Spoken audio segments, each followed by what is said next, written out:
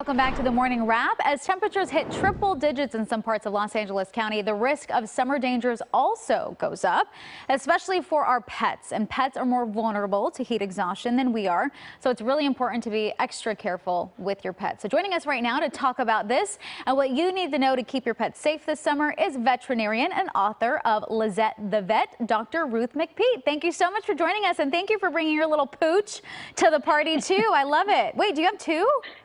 I have two. This is Marley, my big guy. Marley. I don't think you've ever had Marley in studio before. No. He's a 90-pound Doberman. So cute. Well, thank you so much for joining me. I'm so excited. Let's just start off with, what are some of the key things pet owners need to remember with the temperatures going as high as they are? Well, the first thing I recommend is that people keep their pets inside where they can be in the air conditioning or have a fan. You want to make sure that they're cool.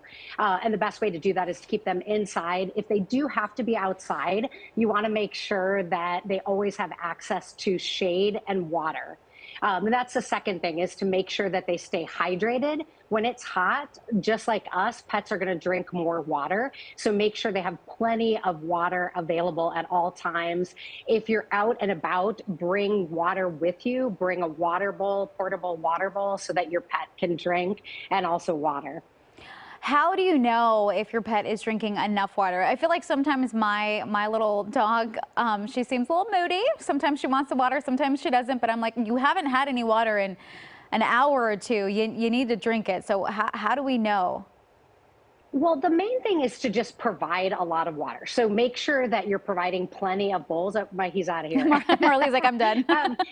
Make sure you're providing plenty of bowls of water. Check those bowls to make sure that your pet is drinking them, and then check that they're urinating. If you notice that your pet is not going to the bathroom and you're not seeing that they're drinking those water bowls down, then that may be a problem. And you're going to want to check their gums, see if they're sticky. If it looks like they're getting dehydrated, you definitely want to call your veterinarian. Before that, again, I always recommend just having plenty of water, fresh water. You can offer water fountains. Some pets like to have a pet water fountain because it's fresh water. You can also offer them ice cubes too, to get them interested in drinking as well, and add water to their food. I love that. Okay, so how do you know if your pet is suffering from heat stroke or possibly heat exhaustion? What are those signs? Great question. If your pet is suffering from heat exhaustion or heat stroke, some of the signs that you may see is that you may see that they are panting excessively. You may notice that they're drooling excessively. You may see that their gums and tongue are bright red. They may be reluctant to move. They can collapse. They may vomit, have diarrhea, and left untreated, they can seizure, and this can be fatal. So if there's any question that you think your pet is overheating, you want to get them out of the heat, get them inside someplace cool. I recommend putting a wet towel or wet t-shirt on them, something to cool them down, or some water, and get them to your veterinarian right away. Again, this can be fatal. So if there's any question, call your veterinarian right away. And we only have about 30 seconds left, but how do you know when it's just too hot? Because this is this is an outdoor community in Southern California. People like going outside, and our pets want to be outside. So how long should we keep our pets outside? And what are your recommendations for that? Great question. Right now, with us getting, close to 100 or 100 in some areas, that is too hot for most pets. So what you're going to want to do is walk your pets, limit their exercise, walk your pets in the early morning and evening. That's when you want to exercise them, or take them to the beach or mountains, someplace where it's going to be cooler.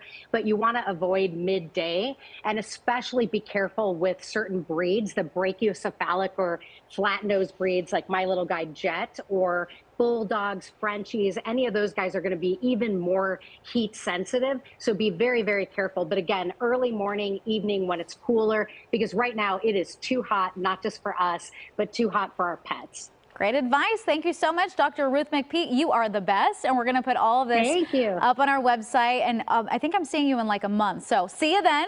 Thank you again. Okay, we're going to put all this up on our website at kcalnews.com/themorningwrap.